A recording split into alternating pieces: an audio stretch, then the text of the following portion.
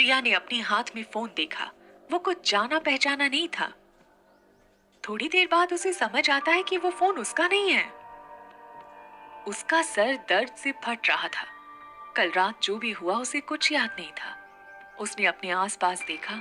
वो एक hotel room के बेड पर थी। क्या हो रहा है?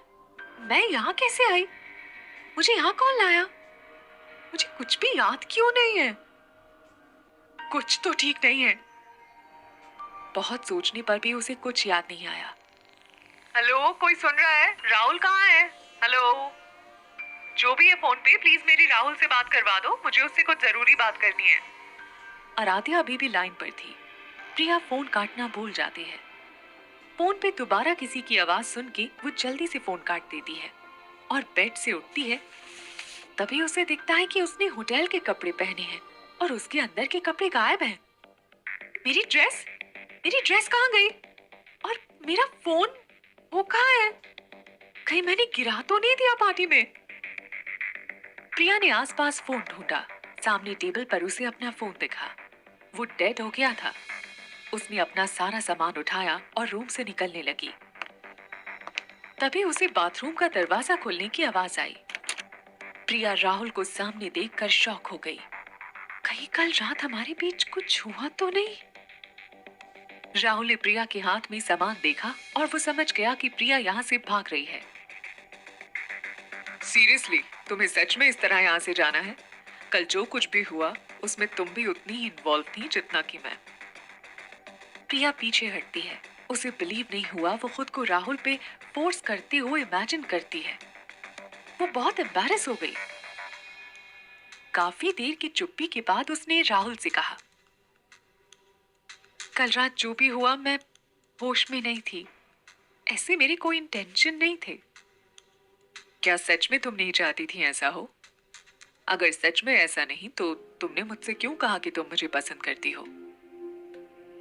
राहुल प्रिया के नजदीक आया और प्रिया की आंखों में देखते हुए उसके चेहरे से बाल हटाए। ऐसा मैंने कहा नहीं, ऐसा नहीं हो सकता, तुम झूठ बोल रहे हो। और अगर मैंने ऐसा कहा भी तो हो सकता है कि मैंने तुम्हें कुत्ता या बिल्ली समझ लिया और इसीलिए ऐसा कहा। इसमें कौन सी बड़ी बात है?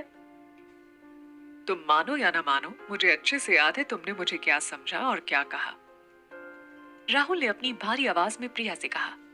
प्रिया ने राहुल को उंगली दिखाई और कहा, राहुल ये मजाक नहीं है, और अगर है तो बंद करो।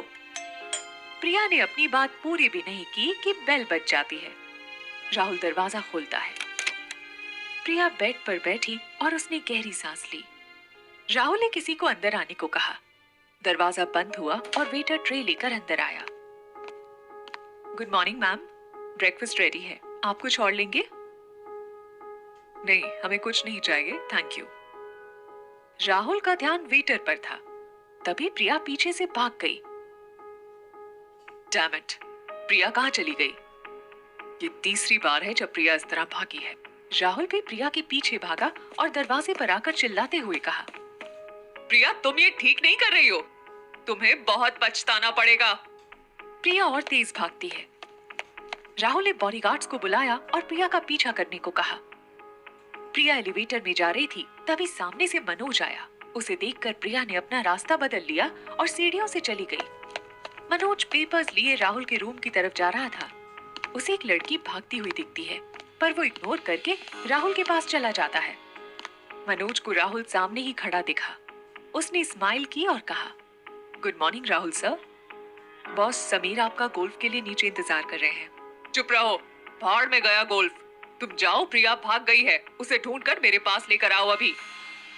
राहुल गुस्से में मनोज पर चिल्लाया। मनोज को याद आया जो लड़की उसे स्टेज पर दिखी वो कोई और नहीं प्रिया थी। जी सर, मैं अभी जाता हूँ। राहुल रूम में जाकर वेट करता है। तभी रूम की बेल बजी। राहुल ने दरवाजा खोला। सामने वेटर राहुल और प्रिया के कपड़े लिए खड़ा था। मिस्टर राहुल, आपके और मैडम के कपड़े ड्राई क्लीन हो गए हैं, क्या मैं इन्हें अंदर रख दूं? राहुल को याद आया कि रात में प्रिया ने कपड़ों पर उल्टी की थी और वो चेंज किए बिना ही यहाँ से चली गई। प्रिया होटल से निकलकर अदिति के घर पहुंची और बेल पे बेल बजा रही थी।